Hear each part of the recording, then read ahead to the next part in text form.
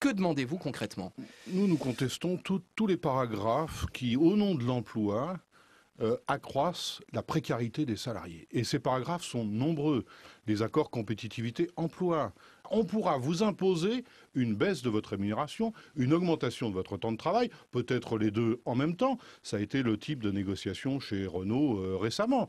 Donc, est-ce que la loi va légitimer ce comportement? C'est aux parlementaires de faire la loi. Et donc, ils ne doivent pas accepter de voter comme leur demande le président de la République ou le Premier ministre, sans discuter le texte tel qu'il est. Nous avons décidé d'associer les partenaires sociaux au redressement du pays, en faisant en sorte qu'il y ait un accord, comme il n'y en a jamais eu dans notre pays. Et un accord dont je veux dire ici qu'il fait reculer la peur d'embaucher dans une période de crise pour les chefs d'entreprise et qu'il fait reculer les menaces sur les licenciements pour les salariés.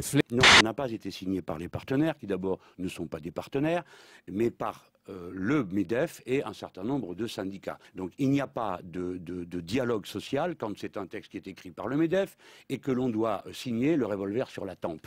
Mais ce n'est pas un accord MEDEF. S'il y avait un accord MEDEF, les syndicats ne l'auraient pas signé. C'est un accord équilibré qui, dans une période de crise, préserve l'emploi. D'ailleurs, imaginez-vous qu'une majorité de gauche à l'Assemblée nationale voterait un accord qui serait un accord MEDEF, un accord qui serait mauvais pour l'emploi, un accord qui serait contraire aux droits des salariés. Vous savez, la responsabilité des députés et des sénateurs, c'est aussi de s'assurer que le texte qu'ils votent est conforme aux engagements internationaux de la France, tant au niveau européen qu'au niveau international. Or là, dans l'accord, il y a des textes contraires aux engagements internationaux de la France. Je veux dire, ceux consignés ne connaissent pas les conventions internationales. C'est quand même un problème. Le gouvernement n'a pas été à la hauteur de sa tâche de gouvernement de gauche, car il aurait dû, lui, dire quelle aurait été sa loi dans le cas où les syndicats ne l'auraient pas signé. Il ne l'a pas fait. Pourquoi? De manière à ce qu'il n'y ait pas de ligne de repli possible pour les organisations syndicales ouvrières et salariales. Il a donc abandonné au rapport de force avec le MEDEF les organisations. Oui, il y a le code du travail qui est menacé. Il faut bien comprendre que dans cette affaire, il y a un volet flexibilité.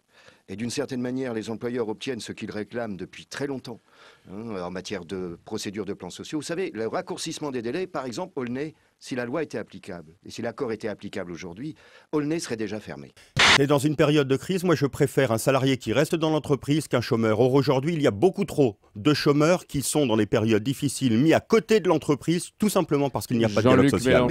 L'un égale forcément l'autre. Les licenciements d'aujourd'hui feraient les emplois de demain. Ça fait 25 ans qu'on entend cet adage, ce vieil adage patronal. Il n'y a pas un seul pays au monde.